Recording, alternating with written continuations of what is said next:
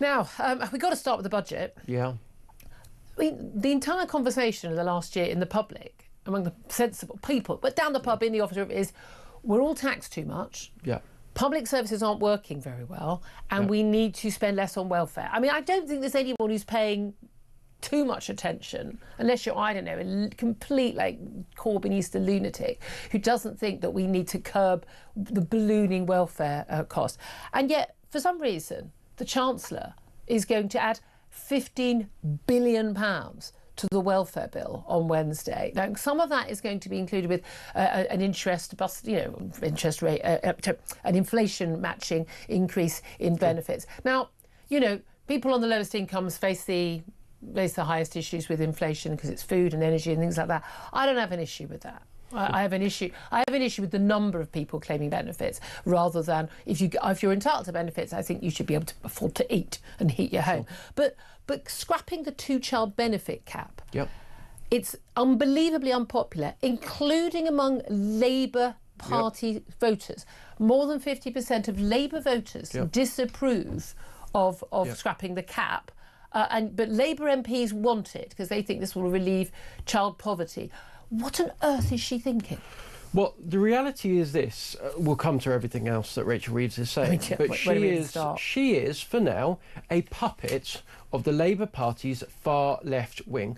Think what you like about Keir Starmer's great revolution of the Labour Party. The reality is the rot that set in under Jeremy Corbyn is still there, in the form of the Labour MPs that were selected when Momentum and Corbynism were in the ascendancy. And despite having a bumper majority, Keir Starmer is very, very, very much in hoc, controlled by a platoon of Labour MPs within the parliamentary party that believe in mad far-left ideals that are a million miles away from the ordinary concerns of Labour voters.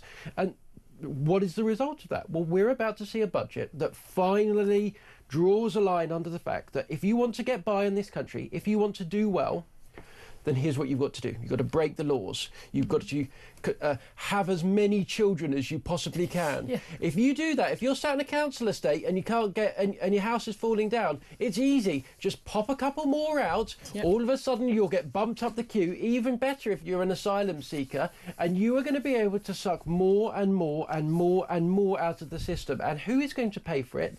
Well, the bloke who lives in the house next door. He gets up at 6 in the morning because he has to drive to be on a building site.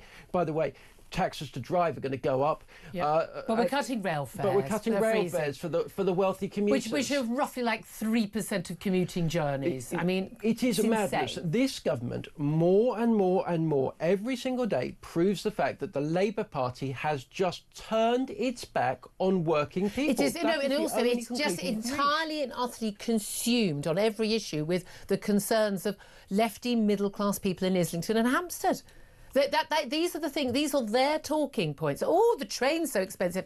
Most people in this country don't get a train even once at any point during any year. They certainly don't commute to work by train. It's unbelievably expensive. Yeah, but that's what they don't have a train station near them or near their work. They live in their work or they drive to their work. It is just, they're so out of touch on these things. But this is the thing. The 2-child benefit cap, we're told about all the charities, they've all clubbed together, big umbrella letters saying, you really, really, really want to stop child poverty. You need to basically give more money to parents who've got big families.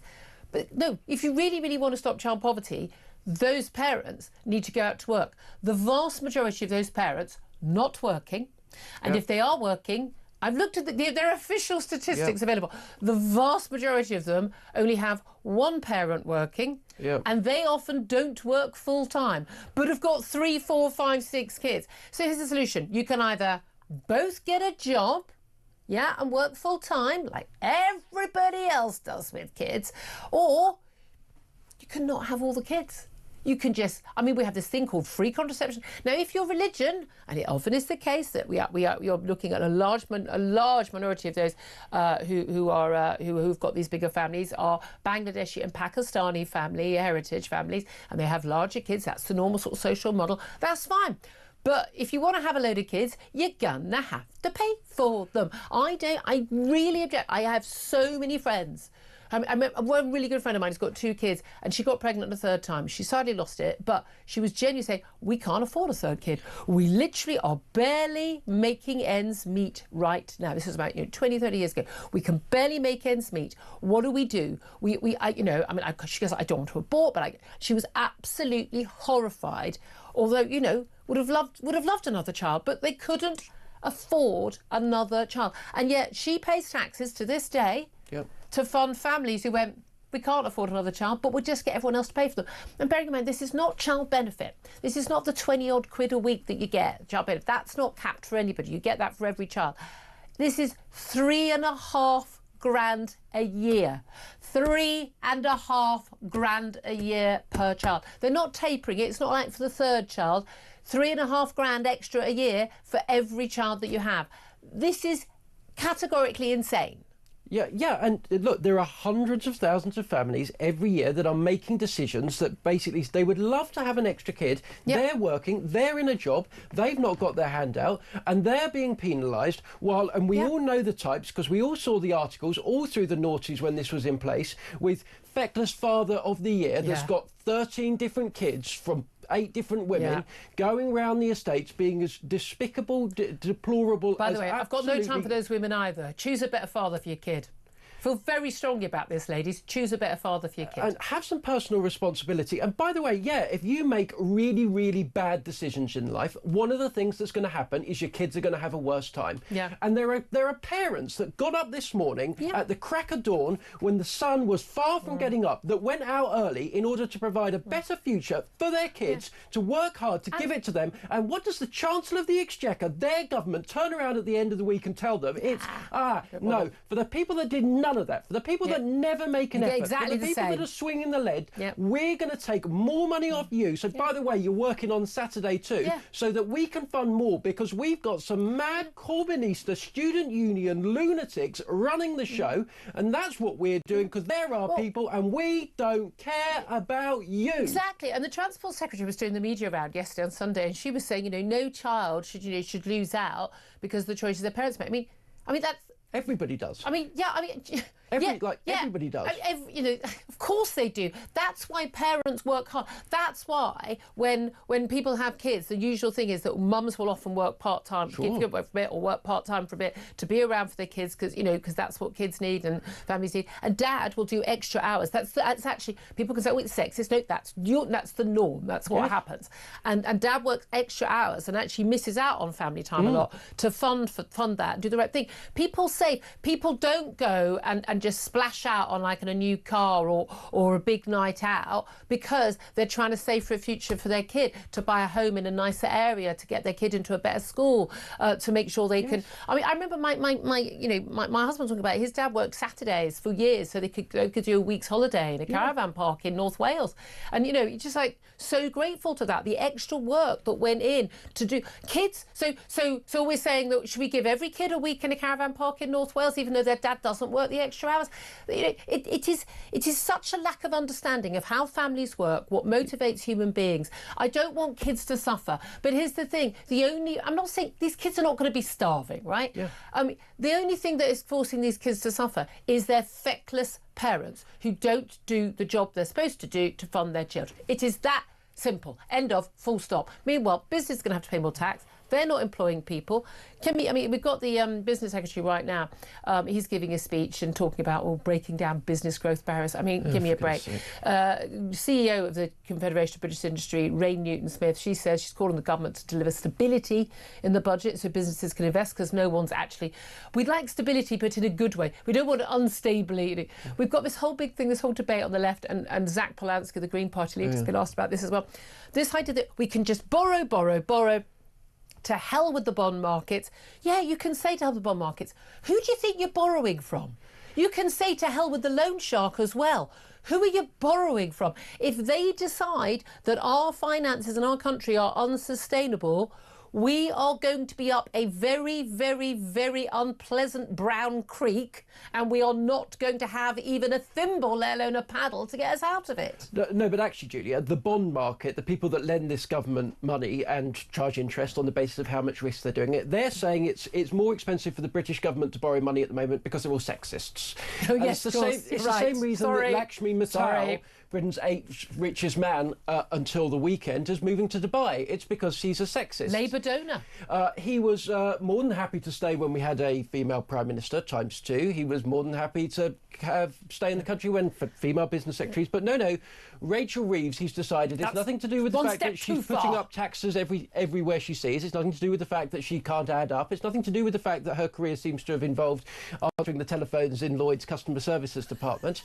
It is because he is a sexist, so are the bond markets. That's why everybody is convinced that the British economy is going down the Swanee. And to turn around at the end of it, maybe, look, I'm a white man, maybe I'm not allowed to have this opinion. Definitely not. But to turn around at the end of having crashed the economy, maybe she crashed it slower than Liz Truss, but she certainly crashed the economy.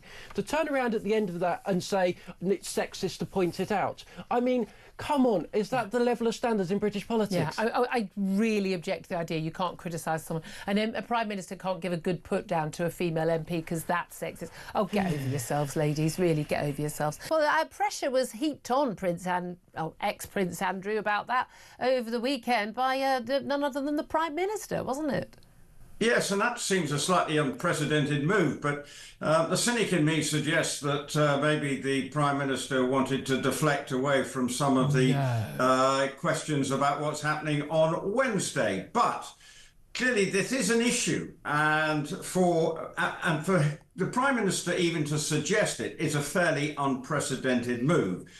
But it may just fall on deaf ears, because the last time that Prince Andrew tried to do an interview, you know where that went. Absolutely. It went south pretty quickly. So I have to say it will be a major change if he does come forward, remembering at all times that he says that he's got nothing. He is innocent of all these allegations and has firmly denied everything that has been thrown at him. Yeah. I get the feeling that the US Congress see him as an easy person to target, while all the political ramifications around President Trump releasing these files. And Prince Andrew seems the easy target in all this. But well, that's because there are so many emails and there's photographs of him with Jeffrey Epstein when he went to break off his friendship with him by staying in his house for 4 days. But this is the thing, I mean, I don't know why Keir Starmer thinks this bats it away for him. I mean, he was asked a question, he didn't bring it up himself. Anyone who's got any information should give evidence. Well, Peter Mandelson, I mean, he referred to Jeffrey Epstein as his best friend. Lord Mandelson, appointed for bizarre reasons by our Prime Minister to be the ambassador to the US, and then had to sack him for his relationship with Epstein. I mean, he described him as his best friend. You'd think he'd probably know something about it, and surely no implications against him as a gay man that he wasn't involved in the trafficking of young 14-year-old girls. Well, this is it, you see, and that's where I think Prince Andrew is the easy target in all this, because there definitely are other people who should also be answering questions. And this is the whole thing around these Epstein files. The whole of America is trying to work out what's going on. It's getting President Trump a bit sort of in hot water from both sides of the political spectrum. But I can't see Andrew coming forward anytime soon, because he doesn't want to put his head above the parapet. No, he can't afford to. And well, I don't think he's got a parapet anymore, because he's in a much smaller home. Well, it might have 2 chimneys rather than 20. Yeah, exactly. But it's interesting, the Met Police confirmed they have spoken to his former close protection officers. By the way, it's Mountbatten Windsor. I got it the wrong way around. I mean, who cares what he's called? Former Prince, over claims that he'd asked one of them to obtain personal information about Virginia Giuffre. Now, we know that he certainly claimed in an email that he had written by then Prince Andrew, that he had asked his close protection officer to basically commit a crime. Now, the question is what is the form of those officers, because those officers, by the way, would have joined him in the convicted paedophile financier Jeffrey Epstein's home in New York when he was there. They would have known about his relationships, known, what was going on. They knew whether or not he was in Pizza Express in Woking on the night that Virginia Giuffre claims at the age of 17 she was trafficked to have sex with Prince Andrew, and she denies. But I mean, they would know all this. So how much information are they willing to give, or are they required to give? Well, at the moment, they don't seem to be coming forward. And this is the problem with the whole of Prince Andrew's testimony. His diary is closely managed. So if he wants to go off on a private visit, it has to be revealed. So all this should be in some form of diary appointments from way back when. Unless they've been thrown out, it will be very difficult. Conveniently lost in a warehouse fire. I mean, Well, could easily be the case, but this is the problem for Andrew Mountbatten Windsor. Don't forget the hyphen. That's very important. I feel very strongly about my hyphen, so there we are. But that's the question. I mean, there's lots of people who know, and they're not saying that. Presumably, you sign the Official Secrets Act, you're not allowed to say. One person who could say an awful lot is Sarah Ferguson, as was Duchess of York. I was still amazed to learn she still had the title until this year as his ex-wife. But by all accounts, she's being offered a six-figure sum from various US networks to do a tell-all. I mean, Oprah Winfrey would be the obvious, wouldn't it? I mean, she got Meghan and Harry in enough trouble. I mean, she does know where all the bodies are buried, doesn't she? Yes, and the royal family have always tried to keep her on side. But how obviously she's lost her title. She's now homeless because she's not going to stay in Royal Lodge. So for her, this might be the easy way out. And this could be the one that causes the royal family or even more grief, because if she tells all, because she needs the money, then the royal family might find it very uncomfortable viewing or listening. I've got her mobile number. She called me once. Hello, this is Sarah Ferguson. She's got a very, very deep voice. So after a show I did, so I might give her a call and say, we can offer you a nice coffee and a croissant. But come and tell all on Talk, Sarah. That's the question. I'm sure you can help with briefing me. Let's talk about woke Whitehall waste. I mean, we could do the entire show on that every single day, could we not? But what's the latest with William Yarwood? He's a media campaign manager at Taxpayers Alliance, who keep a very close eye on these things. Good morning to you. Good morning, Julia. Thank you for joining us. This time, what's the money being spent on? Well, we're getting more pride marches. That's right. Yay! That's what we need. More. You know what? People are always calling into the show going, you know what we don't get enough of? Pride marches. Yeah, and also the biggest issue is actually it's not receiving enough taxpayer funding. I'm sure some of your callers will complain about that in great length. But yeah, Manchester Pride's got a new amount of money. Pride Cymru got an extra £900 of public money as well, and Belfast Pride also got an extra £750, of our money. Yeah. Oh, sorry, of taxpayers' money. The viewers listening at home. Hold on a minute. Hold on. This is a bit I don't get. I mean, some of this is actually being money paid, like the Cabinet Office paying over $3,000 to 4 different organisers. They call them LGBTQ plus events. I never know what the plus is or what the Q is for. But so that government employees can join in the official parades. Sorry. Do these parades charge people, and why are they doing it? Why are government employees paid for by the you and me, and why are they doing it in their own time? I mean, in our time. Well, because this type of ideology is deeply embedded inside of our public sector, Julia, as I'm sure you know. I mean, last year, Whitehall spent around £27 million on EDI schemes, projects, offices, the works, and there's about 380 odd diversity offices inside of Whitehall altogether. I'm sorry, don't. And they have, Julia, get this, an average salary of £53,000. Of course they do. They earn more than nurses, but you know what? They're making the world a more equitable, inclusive place. Of course they aren't. They're just busy trying to sack people who say, actually, men can't become women. But this is the thing. We keep being told that the Tories got rid of a load of this, and they didn't. Labour are fully on board with all this, but they tell us we haven't got any money, we have to put taxes up. But this is exactly the sort of stuff that should be the first on the list to buy, not necessary, buy, not necessary. This is the sort of stuff we'd want Elon Musk to come in and deal with. Yeah, quite. But the issue is I don't think anybody has the courage or the energy to actually do this in government or indeed in the past, or indeed in the past government. I actually, I know you have Tom Slater on the show quite a lot, and I actually wrote an article for Spike last week called "Why DEI Won't Die," because there's been lots of celebrations from people recently about woke being dead in the private sector. Yeah, people writing books about it, not knowing what they're talking about. Exactly, and my argument was like, well, I work at the TPA. I know a little bit about how all this is funded, and actually, the work, as you would call it, is doing very nicely inside of the public sector, in our bureaucracies, in local government, in the NHS. I mean, you want to talk about diversity spending? The NHS spent about £40 million on diversity officers and earmarked about 1.8 million quid for events like International Pronouns Day and Embracing Asexuality Day. I can't. I've got to do another hour, and I'm going to be crying. I'm going to tear out what little hair I've got left. But this is, but we can't afford to pay a new radiographer so we can get people treated quicker for cancer. I mean, that's where we are, isn't it? Every single penny that is spent on this nonsense is a penny that could be spent on making our country better, saving lives, teaching children, whatever. It's all money that could be spent better. Yeah, and it sort of digs into something a bit deeper. It feels like sort of the social contract between taxpayers and the state is completely broken. Yeah. If you play by the rules, you pay your taxes. You don't scrounge off the welfare state, so on and so forth. You expect public services decent in return. Yeah. But where do you see your money going? It goes on work projects, and foreign aid, legal mining hotels, and more trans pride flags. Oh, William, you've upset me so much. William Yarwood from the Taxpayers Alliance. Thank you very much. My next guest is an artist who's been cancelled by, of all people, Brighton and Hove Council, complete lefty council. But they have cancelled his exhibition featuring union flags, like you've never seen them before, over fears it might offend or scare people. The councillor showed due to fears. They said it could put visitors and their belongings at risk. At a library. It's all rather bizarre. Let's talk about this with Gil Moelem Duron. He's the artist cancelled by the council and joins us right now. Very good afternoon to you.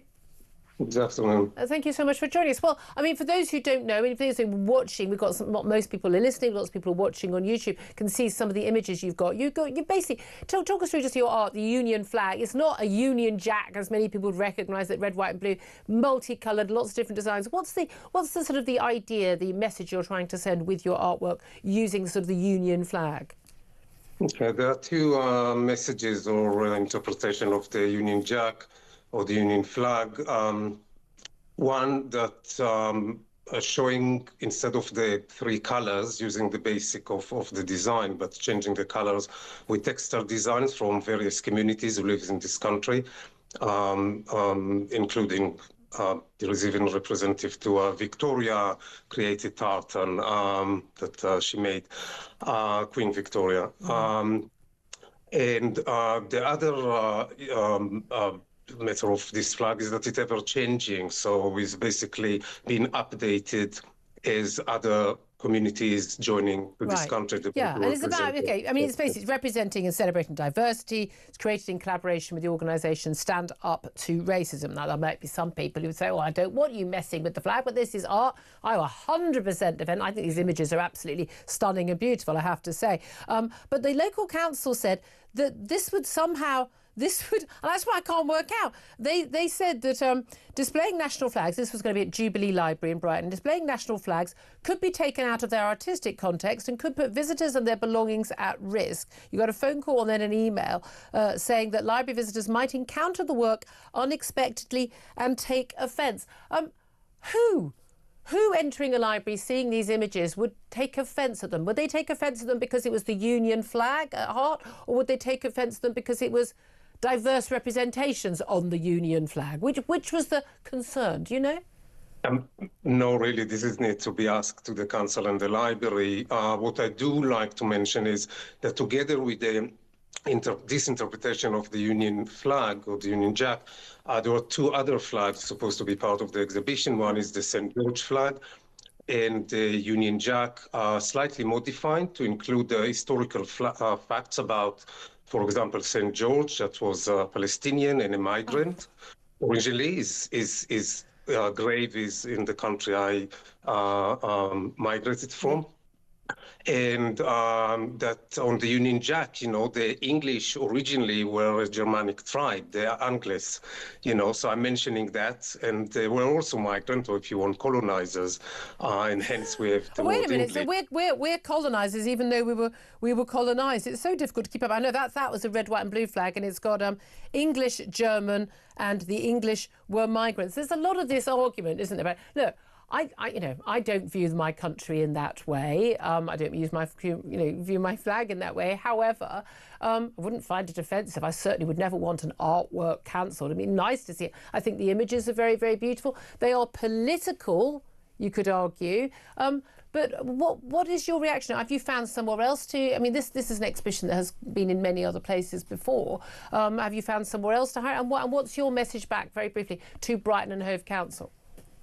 I really baffled. This flag was at the library in the past. It was on bus stops in Brighton. It was at the Tate Modern, turned contemporary at Margate 3 days after Brexit, and there were no incidents from any sides. So I think we are getting into a culture of fear, considering some of the action by the far right, recent actions, and I think that's what they're afraid for. They think the far right is going to be, I mean, again, who they're referring to as far right, because I think they include me, they're going to be upset about it, and they're going to, I don't know, storm the library or something. Is there much of an issue with the far right in Brighton and Hove? I mean, there were incidents in the library in the past against transgender people. Were there women asking men to get out of the ladies' toilets? No, there was exhibition there. There were reading by trans people. And I know there were some incidents. I really can't tell what, can speak for the library. I hope I find a place. You're as baffled as we are. Rachel Reeves has told MPs last night this isn't a pick and mix budget. It's going to be progressive, but there's going to be stuff you don't like. But let's be honest, there's going to be a heck of a lot of stuff that an awful lot of people don't like, including those working families that she said, and her boss, Keir Starmer, said, and every MP said under their manifesto last year, that those working families that they weren't going to hit. I think essentially there's a bit of a danger that they've been too indecisive and tried to be too clever by half with sticking to the manifesto promise. The issue shouldn't stick to the manifesto promise. I think that they've got themselves the worst of both worlds. They clearly were planning on breaking it for a while. They briefed that they were going to break it. Rachel Reeves did that speech softening us up. And then they seem to have decided against it on the income tax rise. And the problem is that means you get a lot of the political hit for breaking a promise or wanting to break your promise, but you get none of the money. And the thing with big taxes like income tax, national insurance or VAT is if you raise them, yes, we all hate it, but it raises a lot of money. And if you needed that money and you don't have it now, you've got to do an awful lot of fiddling with little taxes to do it. And a lot of those little taxes really irritate us. They hit a few people very hard, or they annoy us in lots of ways. They're visible. And so if it's a budget with 20 or 30 little tax rises, instead of just grasping the nettle and doing income tax, I don't think it would have been popular to break the promise and raise it, but they do risk taking the political hit and not getting the cash and still having to find money elsewhere. And I mean, there's a very fair point. And the interesting thing is, I mean, trust in politicians is at virtually zero anyway. And I think we were all saying, weren't we, before the July 24 election, you're not going to be able to stick to these promises. And the IFS and others are saying, you're not going to be able to stick to these promises. And they carried on anyway. But perhaps it would be more honest. But the reality is, working people are going to be paying more tax. Full stop. These thresholds being frozen for a couple more years. And it was already going to be done under the Tories. It's been done lots of times before. They're going to be paying more tax. Everyone's going to be paying more for everything. Yeah, and I think if you're a Labour government, I think you will pick up more credit, even if people won't be dancing in the street by just saying, we shouldn't have made this promise. We should have known better. We need to do this. We're going to raise some taxes on rich people, but we need to raise tax on everyone. And because we've done this, we are done this time. We won't have to keep coming back. But she said next that year last and next year. Well, that is. But her this is the problem. thing: the reports that the Office for Budget Responsibility is going to downgrade their growth forecasts, which were pretty poor anyway. We've seen, negligible growth. We are basically at a standstill this year, and growth was the number one thing. That's what they were going to do to cut the debt and not have to raise taxes. Basically, the government is having to raise more taxes because they haven't delivered growth because of the taxes they raised last year. So the solution to that is to raise more taxes this year. I've got a feeling, James, this isn't going to end up going very well. We're growing about the same as everyone else. Amazingly, we scraped being the first in G7, which tells you how bad it is everywhere. Look, I'm not trying to turn around and go, this is amazing, but we're among the least awful of the awful economies. I mean, this is not, but we've also got a huge amount of debt. Okay, we haven't got the highest debt ratio as France or other countries, but we're paying more for our debt because they don't believe the money markets, whether people like it or not, the money markets do get to decide the borrowing costs. They don't believe that this government is on top of things. We've got more benefits going out. The polling is very clear. Look, people never want their taxes to go up, but people also usually want spending to go up. But they're quite clear now. They want benefits cut. I think people want benefits cut until you talk about specific benefits and until you see the losers. And it's very easy for people to say yes in general, and the polls show people say yes in general. And then when you get to individual benefits and when you see what it's there, the public opinion goes down a lot. You think the public's going to change their mind about someone who says, I'm a bit anxious on a Monday from being allowed to not work for the rest of their life, or that they're going to change their mind on the two-child benefit cap? Because the public, including Labour voters, more than half of Labour voters even, don't want the two-child benefit cap scrapped. Why? Because they know perfectly well the families in their own street who are taking the mick.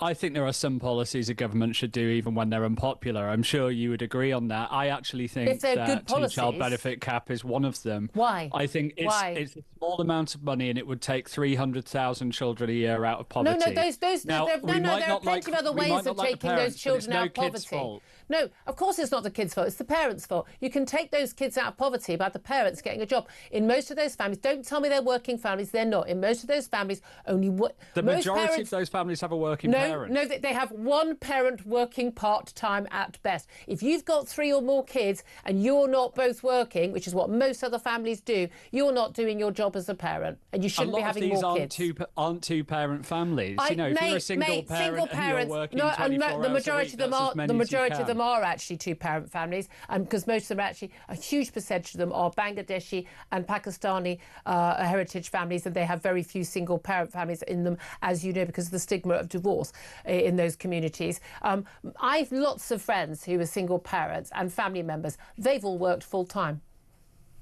I think it's possible when you're on a higher income. It's very hard. No. It's hard if you don't have family. My sister-in-law is a nurse. It's not easy. She's worked full-time. Easy. She's worked full-time throughout. Because she has to, because that's how you support. That's how families support themselves. I'm sorry, this is such a Hampstead, Islington, North London, noblesse. I grew up in Halifax, attitude. Julia. No, but that it's just this idea. Oh, these poor people. People making bad decisions about their families and about their own lives should not expect other people to pick up the tab.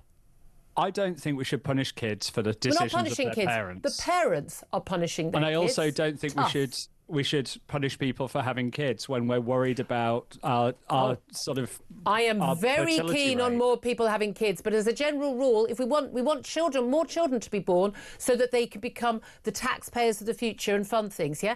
Well, statistically, the children of parents out of work are very unlikely to be the future taxpayers. I hate to tell you. Well, if we make sure there's good children's services and that the kids are less likely to be growing up in poverty, then they're much likelier to have good outcomes as adults and good jobs as adults. Go out and get a job to support your family. That'll be good for the kids, for their income and good for their future. Well, we did that with the two-child benefit cap. How's that worked out? It's been hundreds of thousands more kids in poverty, and it hasn't led to the better outcomes. They're not in poverty. It's called relative poverty. They're not in poverty. These kids are not wandering around barefoot, scrabbling around begging for food. What a load of nonsense. I mean, you will find a lot of kids in pretty rough circumstances. I'm sorry they're not poor enough for you, but they're pretty much struggling. I think that's an absolute load of nonsense. If they're struggling that badly, Mum would go out to work, wouldn't she, and stop having kids. And Dad would work a few extra hours. I don't feel like that's literally what people do when they're struggling. That's what they do. My dad, when he was a teenager, did a milk round, a paper round and a coal round to help the family out with money because there was no money for food otherwise, right? That's what people do. Look, people have hard circumstances. We and live they in go the out world to we work live to in. make life better. If there is something for a relatively small amount of money that all the numbers say will work and will take kids out of poverty, as a realist, I want that. No, they're just going to be more kids born to feckless families who don't work. That's what's going to happen. And you can speak to anyone on a benefits counter in jobs, and they will tell you exactly that. Let's talk about what on earth is going on when it comes to Ukraine. This person talking with that person, a 28-point plan, a 19-point plan. But fundamentally, isn't it up to the Ukrainian people and their president to decide whether they're willing to lay down their arms? Let's talk to Cormac Smith. He's a former advisor to the Ukrainian Foreign Ministry and joins us. Good morning to you. Julia, good morning. Do you know what? One day we will meet under happier circumstances. I would really, really like that, because this is very worrying to watch. I think Donald Trump got a little bit too pleased with himself about what happened in Gaza with that 20-point plan, trying to apply this 28-point plan which clearly written by the Kremlin on Ukraine. I mean, basically, short of Volodymyr Zelensky hand over his firstborn child, it was pretty much everything that Putin could want. Now we've got this European 19-point plan. Is there a plan that basically Ukraine and Russia could both feasibly sign up to? Well, look, let's talk about the European and Ukrainian side first. And everybody is being very, very tight-lipped about this, but reportedly Ukraine is ready to sign up. What we know about the European red lines is there must be security guarantees, there must be Ukrainian sovereignty, Ukraine's financial needs need to be looked after. There can be nothing about Ukraine without Ukraine. Refer back to the Trump-Putin plan, which was clearly, written in the Kremlin and translated into English in the White House. Yeah. I said that on Friday, by the way.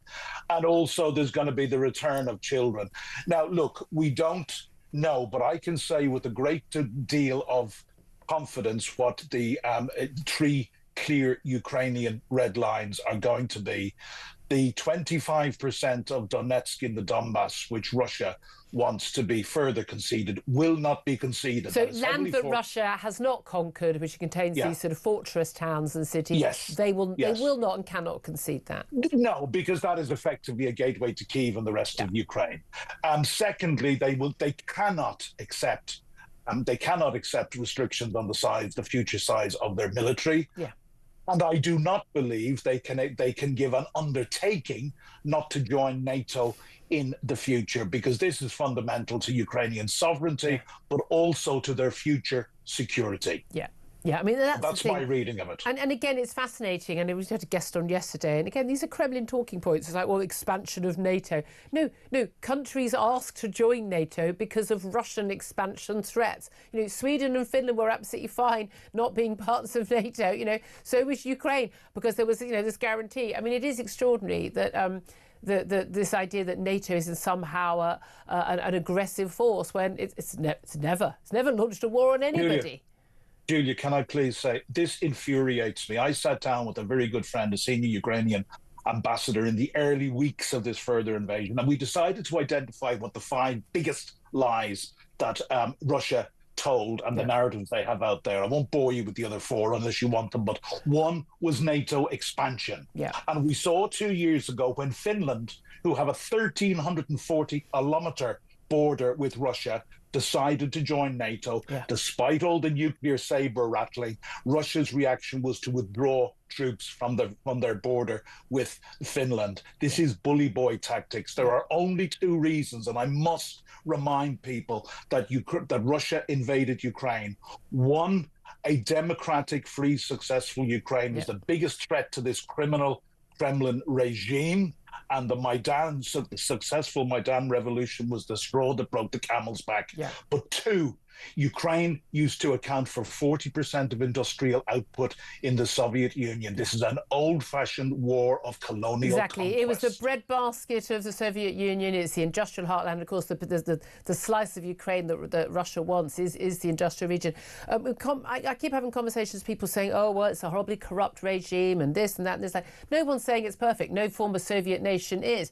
In war, there are always plenty of people who are taking their cut. And that happened in Iraq and Afghanistan. It happens in every single war going. But no one's ever pretending that Zelensky or Ukraine or the Ukraine are perfect, as we would not be. It is absurd, isn't it? But here's the thing: how much is going to come down to the whims of Donald Trump? And we've seen this. I think it was Bloomberg got hold of a tape of Steve Witkoff, the president's negotiator and mystery, basically sort of briefing his Russian counterpart on how to talk to Donald Trump, to sort of basically how you keep the Sun King happy by flattering him. It seems to me that whether it's NATO leaders, it's European leaders, Zelensky, whether he flies out to Mar-a-Lago over the Thanksgiving weekend in America this weekend or whatever happens, everything is just constantly about stroking Donald Trump's ego and talking him down from his love-in with Putin. Well, look, there is a lot of information coming to light now, including the Bloomberg article, which you just mentioned, about Witkoff's position and his links to the Kremlin and the Russian mafia in real estate deals that go back decades and decades. There is a reason he's obviously of Russian descent as well. There is a reason that Donald Trump has appointed somebody with zero diplomatic experience as his point man on Ukraine and Russia.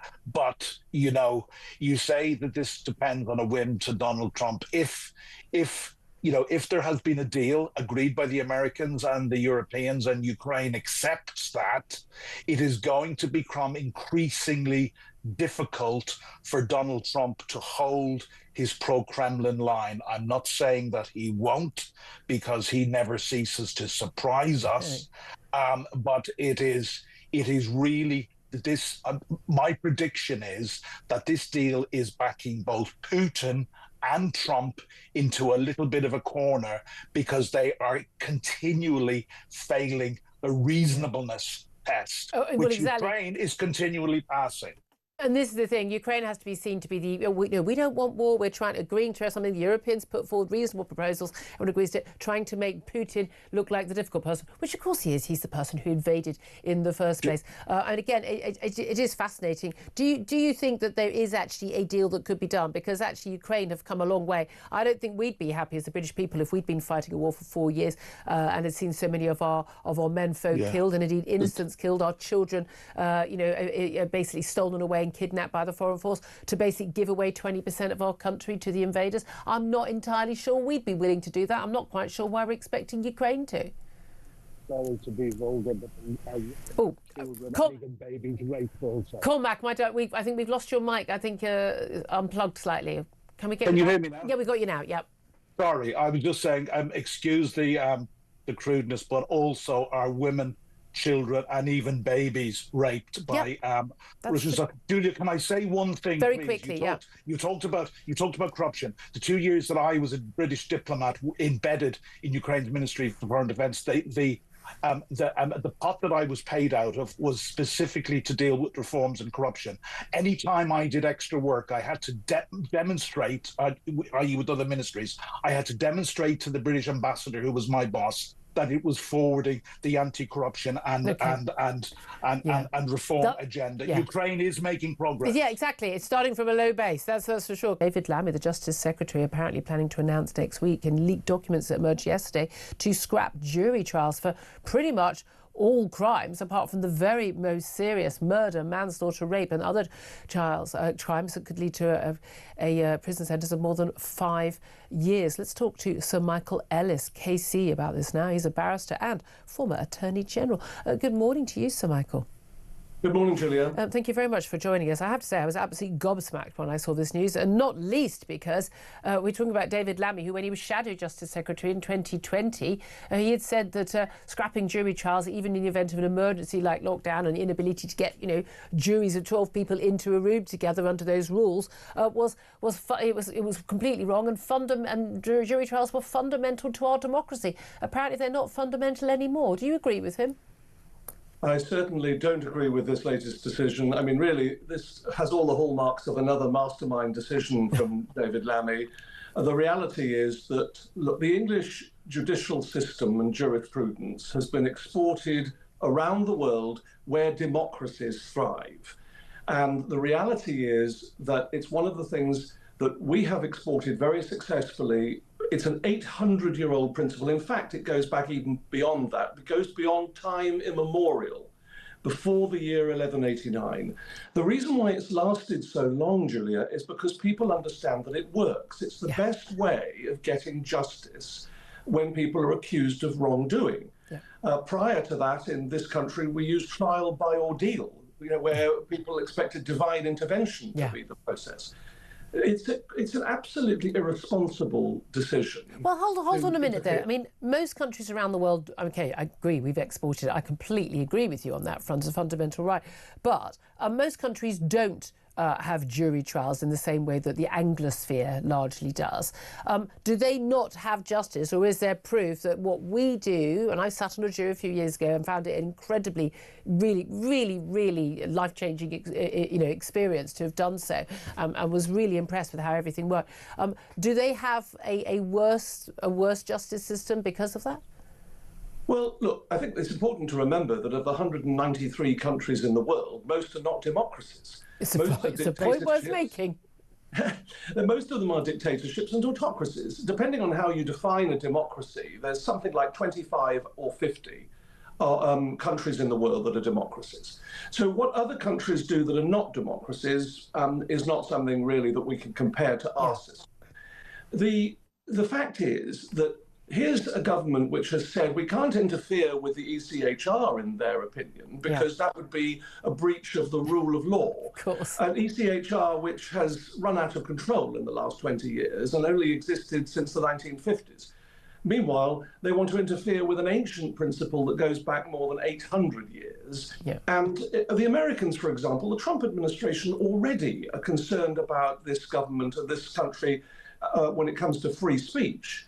This is another impact, an infringement on a fundamental right of the English people. Well, this is it. I mean, the key thing about this is that we're constantly told that there are massive backlogs. You can wait 5 years, if you're lucky enough, to actually have someone who's committed a crime against you to actually be caught and charged with a crime, and that's a very small percentage of people. You can wait 5 years, but for cases like things like rape, you're looking at a 5-year wait plus before that person is even brought to court. And very, very difficult also for someone who's an innocent person who has been charged with a crime and having that hanging over them. Certainly the case that I was a jury on, it was 3 years since the alleged offence had taken place, and which seemed an extraordinary amount of time for someone to wait to get justice in either direction.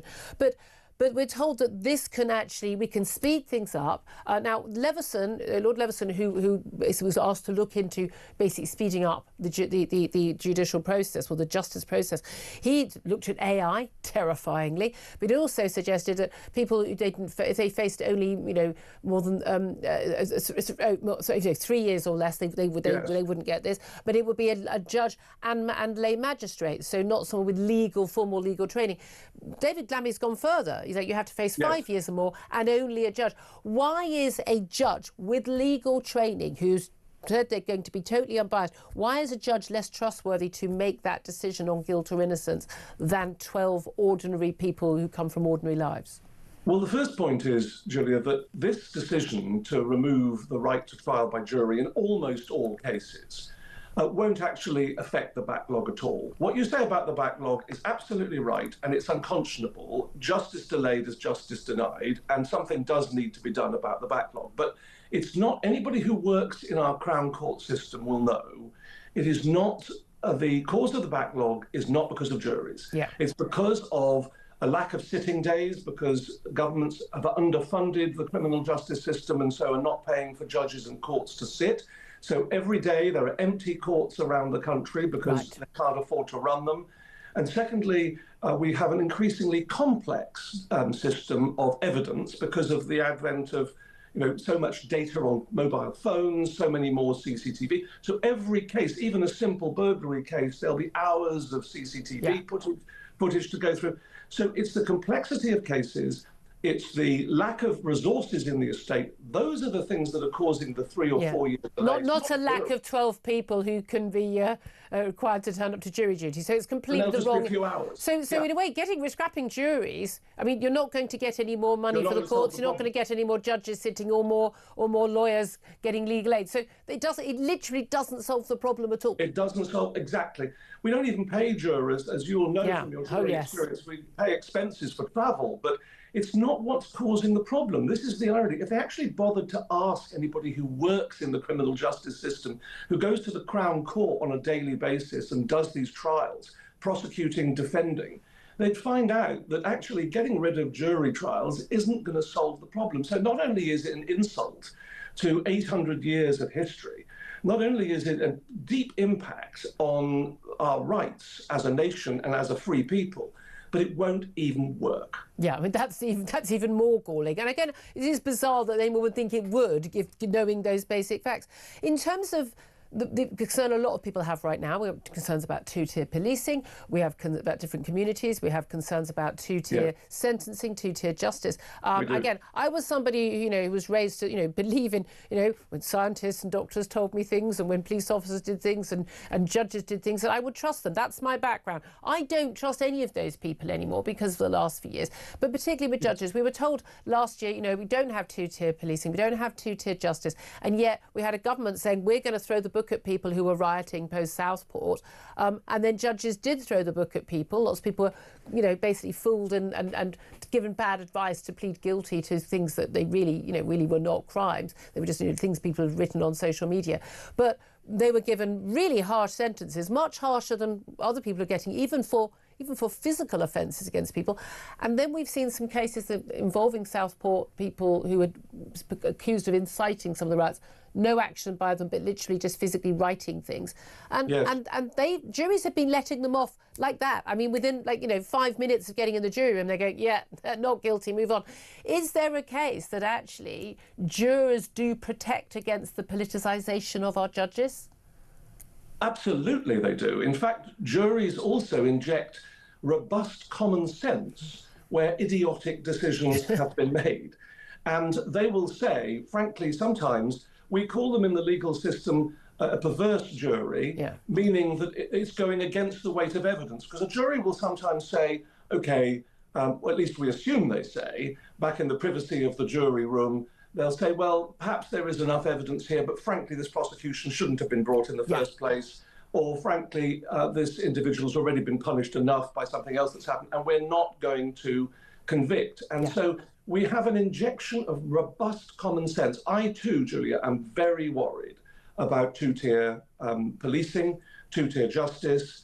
I think we are badly damaging our criminal justice system. I'm concerned about the Crown Prosecution Service and some of its decisions, particularly with regards to the Jewish community. And I'm very concerned about policing. There's a deep controversy about the Maccabee decision, as you know, with the football decision there, and other decisions too. So coming from a former Attorney General, I served as Attorney General under 2 Prime Ministers, I'm really concerned about two-tier policing. And that should be an alarm bell, I think, ringing for a lot of people. Well, indeed. And just finally, I mean, how do we stop this? Because we're constantly told, we need the Human Rights Act, we need the ECHR, because we wouldn't have rights in this country, whereas actually our rights massively predate any of those events. In fact, we gave a lot of the human rights to the world by not just fighting Hitler in the 1940s, but also our values and our systems, like jury trials. But how do we stop this from happening? Because it wasn't in a Labour manifesto. They have no manifesto mandate for this. Can the Lords take action? Can they basically prevent this from happening, given that there is no mandate? Oh yes, I think on this decision the House of Lords will play a key part, not for the first time, This will be anathema to the House of Lords. This jury decision, it isn't a manifesto decision, as you rightly say. It's a fundamental encroachment on rights. Our rights massively predate the Human Rights Act. We had established human rights in this country generations ago, over a century ago. We don't need a 25-year-old Blairite piece of legislation to give us human rights in this country. Same thing for ECHR. The reality is we're going to look to the House of Lords if the government puts this proposal forward. We're going to have to look to the House of Lords to do the jury's job, if you like, that I was talking about, and inject some concepts. Isn't that interesting? I mean, very, very strange state of affairs, isn't it? Let's talk about migration. Yeah, we do that quite a lot on the show. But some very interesting new figures today to discuss. Jamie Jenkins joins us. He's a former statistician with the Office for National Statistics. That is very hard to say, by the way. Good morning to you, Jamie. Morning, Julia. You all good? Very well indeed. I want to talk to you about the figures which we found out overnight before we get to the figures we got only just at 9:30 this morning. But figures involving illegal migrants, and more than 53,000 of them are missing. Tell us about that. Yeah, I'm not surprised really, Julia. So we've got people who obviously are coming on small boats, getting into the country. We've people coming on visas who then claim asylum when they have to go home, and 53,000 going missing. The reason I'm not surprised is if people are making the journey to come here in the first place, then if there's a potential that they're going to have their asylum claim rejected and they're going to be deported, well, what's the simplest way of solving that? Well, I'm just going to go and vanish. And ta-da! And the key thing here is that, we had Rachel Reeves again in the budget talking about digital ID and tackling illegal work and illegal immigration. I've spoken previously of that. We've got digital ID cards in other parts of the world, and that hasn't fixed that. So if we had digital ID, would these 53,000 suddenly just not vanish and reappear? Of course not. Yeah. So I'm not surprised here, Julia. It really is an absolute nonsense, and everyone knows it. But it is extraordinary, because it does include 736,000, on top of that, 736,000 foreign offenders who've also absconded and gone missing after being released from prison or from detention. And we've had a few of those very high-profile cases recently. The Ethiopian who had sexually assaulted a 14-year-old in Epping being among those. These people are literally just disappearing. And no one knows where they are, but we know that they're criminals, and we know they're not supposed to be in the country. This is an absolute. It is a joke. How bad this system is. It's a joke, but if you look at the Home Office annual report, one of the things they say in there is that the Home Office's main duty is to protect the border and protect the public. So the fact that they're failing on all measures basically means the government, not just this government, the previous governments, a complete shambles and a complete failure. Until you get a grip on the border, you aren't going to get the safety for the people who live here already. No, indeed. And again, as you're quite right, that you should actually put this at both, the Tory government's door as well. But also some figures for the Office of Budget Responsibility yesterday as part of their budget report, the one we got leaked ahead of the budget, pointing out that net migration is set to rise by the end of the Parliament, despite these visa crackdowns, not just by Shabana Mahmood, but also, of course, we had them from Rishi Sunak after that absurd Boris wave. But they warned the Home Secretary that net migration will hit 340,000 by 2030 because of those Boris wave migrants remaining in the UK rather than returning to their home countries. And now that's a concern. But interestingly, we've had some figures this morning at 9:30 this morning suggesting actually that we're going to be seeing numbers going down, and net migration to the UK has dropped by 2/3 to the lowest figure in 4 years. So can you explain how it can be dropping but then going up, and why that is all happening? Yeah, easy explanation on this one. So the OBR wouldn't have had access to the latest ONS figures when they were doing their forecast.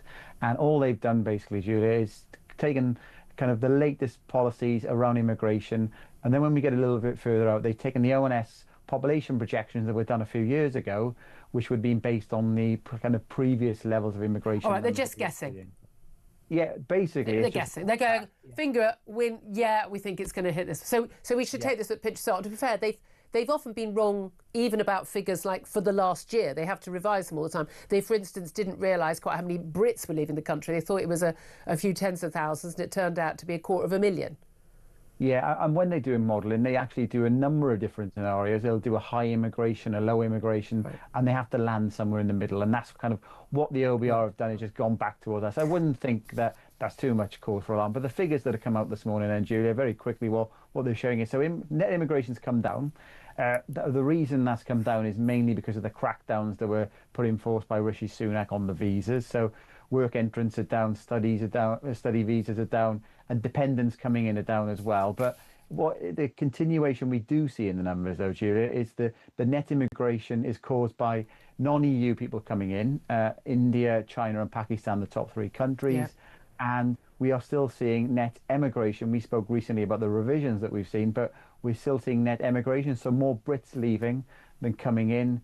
And there's no surprise the way the budget went yesterday if the numbers get even more next year. Well, and this is the issue, isn't it? So we can go, oh, well, it's not so bad. Well, most of that is because basically the public found out about the Boris wave when those numbers were apparently a complete shock to the Home Office ahead of the last election, and Rishi Sunak went, we're going to put the kibosh on that. So most of this isn't actually the work of the Labour government, certainly not Shabana Mahmood, who's only been in the job as Home Secretary for a couple of months. But the crucial thing is, even as the numbers do come down, the people coming in are not necessarily skilled people from the EU. They're largely unskilled, I mean, particularly from India and Pakistan, particularly from Pakistan. We know the rate of unemployment from people from Pakistan is one of the highest rates in the country. But also, crucially, that the people who are coming in are more likely to be lower skilled and low wage than the Brits who are choosing to leave. And that's a really big issue for our demographics and, frankly, for balancing the books. Yeah, it has huge implications. And obviously we know that when people come from India and Pakistan, just generally they have larger families. If they're younger people, they're going to cost more with this change in the child benefit policy that come yesterday, because there's just generally people who are born from outside of the EU. When you look at the number of children that they have in their families, the statistics do show that they're higher. Is that good for our demographics though? We're told we need more kids. Well, we do need more children, Julia, but ultimately, the government needs to get a grip on. We don't need to bring more people in to create more children. We need to have policies that are more family friendly to encourage people who are already here to have more children. That's the ultimate thing. But successive governments have not built enough houses. You were talking about that just recently. The cost of trying to get on the housing ladder has gone through the roof in relation to wages. So young adults don't tend to live together as early as they did in previous generations. So they ain't making babies. Children. Yeah, it's as simple as that, isn't it? Well, it was certainly an exciting day yesterday. A little bit of a miserable day for people who, go out to work. We've been talking an awful lot about this as a budget for Benefit Street, taking money from workers, giving it to shirkers, taking it from strivers and giving it to skivers. Is that how you see it? Basically, yes. And how can that be described as exciting? That was a nightmare day yesterday, frankly. I mean, all of the data was bad. Nobody's focusing enough on the dramatic declines in the growth forecasts from the Office for Budget Responsibility. I don't see how they're going to get to 1.5% growth in this current financial year, given the fact that we've got almost zero so far. And then all of the numbers thereafter have been downgraded. The jobs numbers are absolutely dire. Recruitment agents tell me that businesses have essentially frozen hiring, tragically, particularly of young people. But here's the really key point, Julia, that no one's focusing enough on. The borrowing numbers are through the roof. An extra £21 billion in this financial year alone, more than the OBR forecast back in the spring. Yeah. And the same next year and the year after. In 4 years, the borrowing's going to be over 60 billion more. And so you've got all the extra spending and the extra borrowing in the short term, and most of the tax rises come in the back of the parliamentary term. That is a cash flow disaster waiting to happen, almost guaranteeing a whole load more tax rises this time next year under a different chancellor. Well, I don't think many people are expecting her to get to deliver third budget. Praise be God. It's a very unusual political move as well, isn't it? Although we've had, promised that from the Labour manifesto there wouldn't be any tax rises on working people. There clearly have been, both last year because of the national insurance rise, which does impact working people. I don't know why they thought it didn't, but also promised not to do it again this year. And there we have this clear tax rise with the tax thresholds going up. She made it very clear it was her choice. She kept saying my choice. The Office of Budget Responsibility making it very clear that this was not forced on her by circumstances. This was her choice to do this. And yet, you're saying, look, borrowing's up, that's bad. But the markets seem to be quite relaxed about it. You'd have thought the markets would have gone, hold on a minute, this is all terrible. The numbers don't add up. We're going to be charging more for British debt. Actually, on the contrary, the price of our debt went down. Well, just wait. You never know quite what triggers it. But as the monthly data continues to get worse, and I think sometimes the markets, they place over-reliance in the OBR. I sometimes call them the Office for Incompetent Forecasting, given the wide variations. But just you watch these borrowing numbers over the next few months, and if they keep exceeding the OBR forecasts, and if the growth does not meet those forecasts, you are going to see a painful double whammy. And when the markets turn, it gets very painful very quickly when they get what's called herd instinct.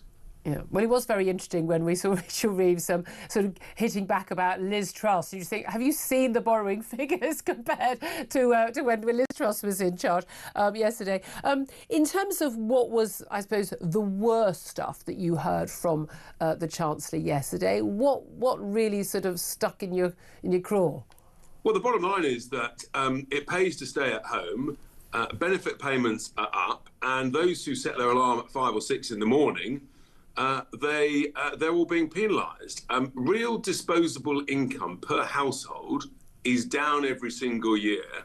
Real disposable income is now no higher than it was in 2008. We've had essentially 20 years of actually negative disposable income. That's why working people feel poorer.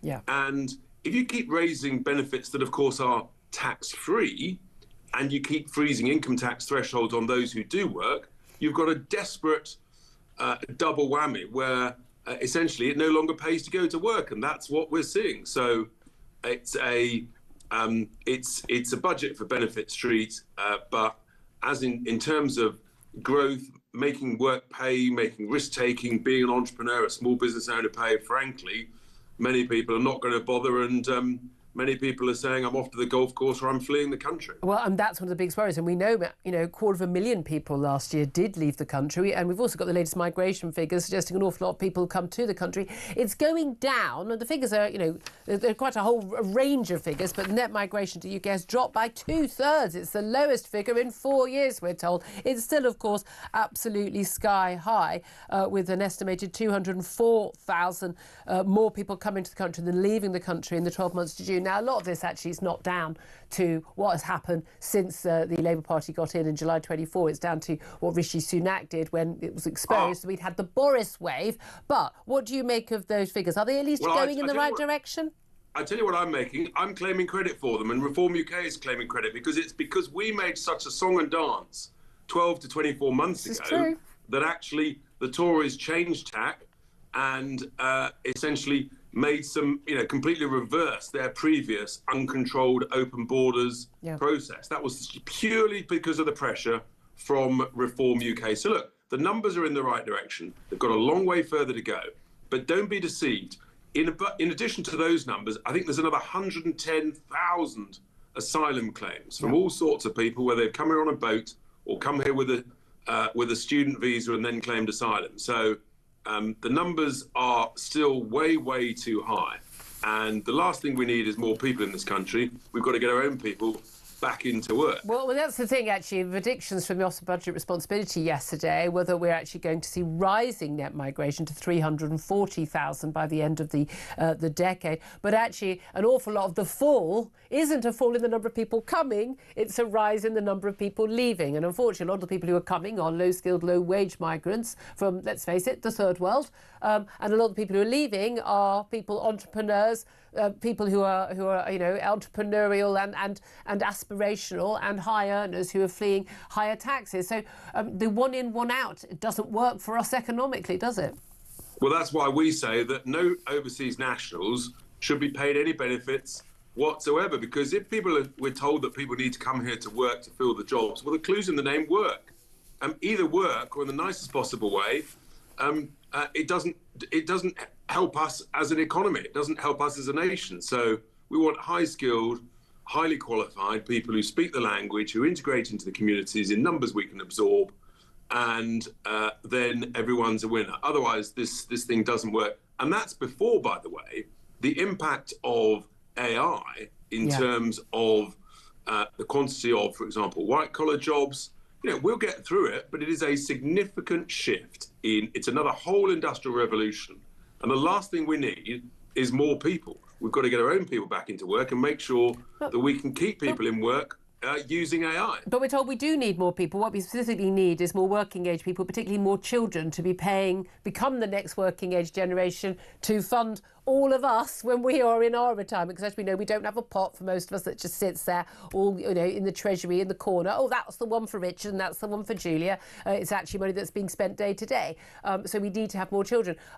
In which case, do you not support measures in the budget? I'm pretty sure I know the answer to this, Richard, but measures in the budget which are encouraging people to have more children by paying, for instance, an extra $3,500 a year to parents on universal credit who can't afford their kids to look after the kids they do have if they have got more than two.